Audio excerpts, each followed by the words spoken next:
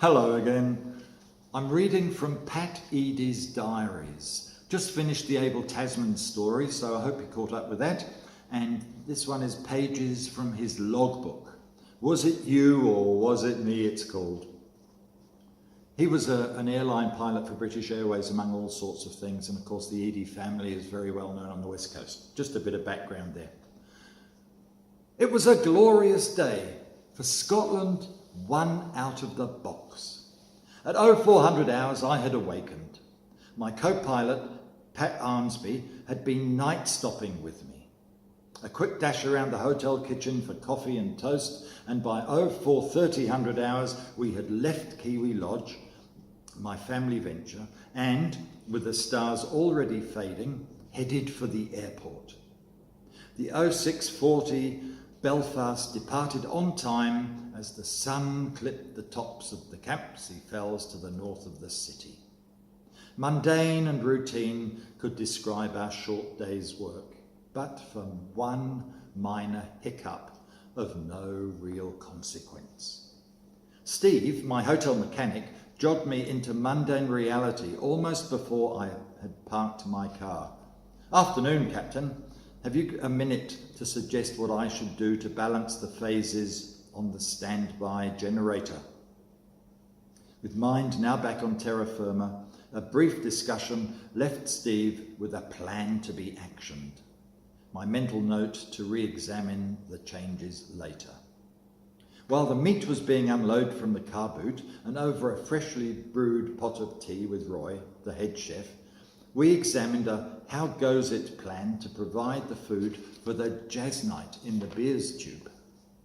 Through the confessional grill that surfaced the kitchen and restaurant from the cocktail bar, I could see two girls busy serving a crowded bar. Unprompted, a waitress took my uniform hat, destined for the hall lounge mantelpiece, a custom that signalled my whereabouts to the locals and staff. Via a back staircase to the upper floor, I opened the office door just as Bill, the manager, was leaving. "We have a party from STC for lunch. The Scottish management from East Kilbride is entertaining the head office group who have just arrived from London." I headed further to the private wing. "Good flight?" asked my business-like wife, a woman now different from the warm staff I had left snuggled under the covers 9 hours earlier. "Uneventful. Well, sort of," I replied. "Where's Pat?" she asked. "He said he would drive me to the cash and carry when he got back." "Sorry, dear. He headed back to London on the Trident. We've both got days off now, so it would be usual for him to head back home."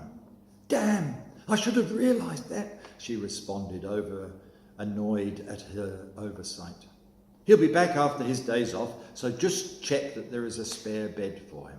"I'll pass that on," she clipped, this time slightly annoyed that I didn't attend to it myself. "The STC party are in the bar," she added, as though I knew all about the booking. The initials STC sounded familiar, but my brain was in slow mode.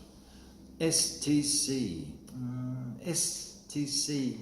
That rang a bell. Somewhere today. "What is STC?" I asked. "Standard Telephone and Cables. You know, their manager from East Kilbride. He's a manager. A regular." "Yes, I remember him. It was the STC. I'm sure I've heard that expression already today." I planned a short rest before playing with the Brown Derby band that evening in the beers tube, but that would have to wait. I hung my coat, discarded the shirt epaulets, and slipped into a light cardigan, sufficient to be in mufti. Instead of bed, I was conscious that Steve was working on the generator. I needed it operating tonight. The bar was almost deserted, with Bill now serving the tail enders, the bar girls having left to help in the restaurant.